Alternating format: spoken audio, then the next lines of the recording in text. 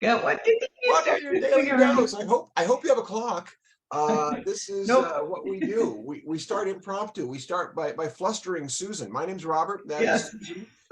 There it is. You're rolling. And the daily dose is here to be impromptu, to be about whatever happens in the moment. And at the moment, for me, I'm feeling kind of some nice, just overall relief. That's my I feel moment. I feel some stuff off my shoulders. I feel good right now.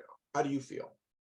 Oh my gosh, I feel excited. I have a lot of fun things that are coming up that I anticipate with great joy, and I don't think any anxiety.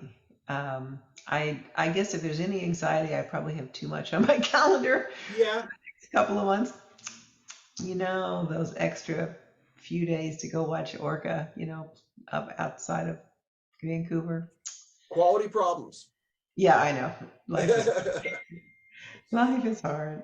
Yeah. It does speak toward the power of engagement in life that you Oh, are clearly that's my active. word. Yeah.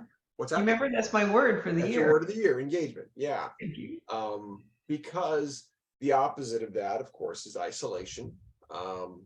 And we know that's probably, if not the top, in the top two or three problems of Parkinson's community, Yeah, right?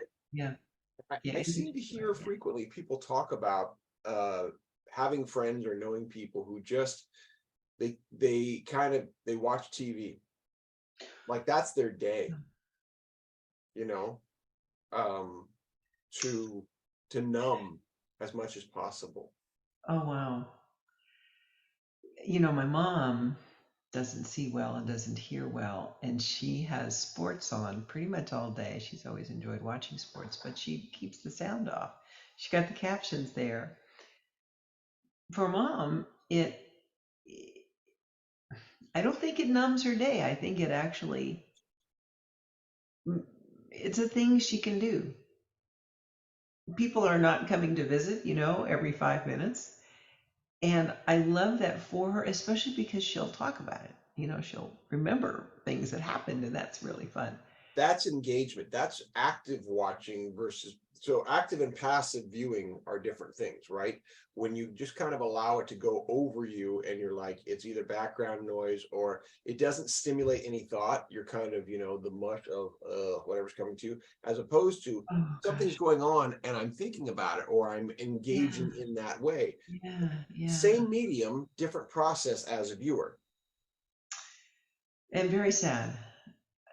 The only people you would talk to would be other people who watch the same soap operas or whatever. You know, Yeah. that's that would be your common, place that you would share. And If that I was your I agree. It's something, but it can be quite empty. Well, you bring up a good point, and I hadn't thought about it when I first put it forward because I probably am a little more broad about saying, yeah, it's important to get outside. Yeah, it is, and it's important to see other people, and it is.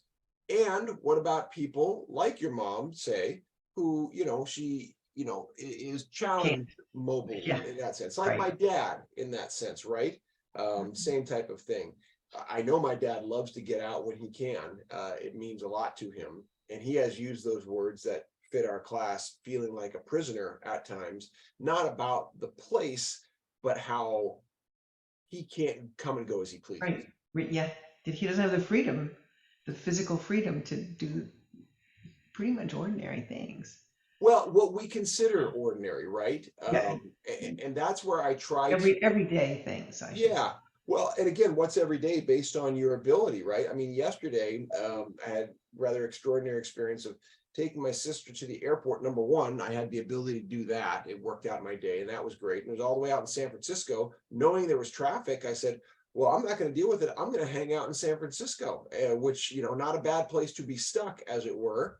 And went to a beach I'd never been to down by the Olympic Club on the south side of San Francisco. I believe it was called Munsford Park. It's somewhere my aunt and uncle just spoke of when they were over for Father's Day as one of their old favorite places. And I'm just going to go there, and had a really wild, like 2.5, 3 mile walk that I kind of got lost in, which was great. Yeah. Yes. But I I mean, love that you had unencumbered time. They unencumbered don't have and that. relatively unstructured. Unstructured, yes. And again, Totally. I found myself being very grateful throughout, and reminding myself to be grateful throughout for the fact that I had the ability to do it. I could drive. I had set my day up professionally and personally to make that happen.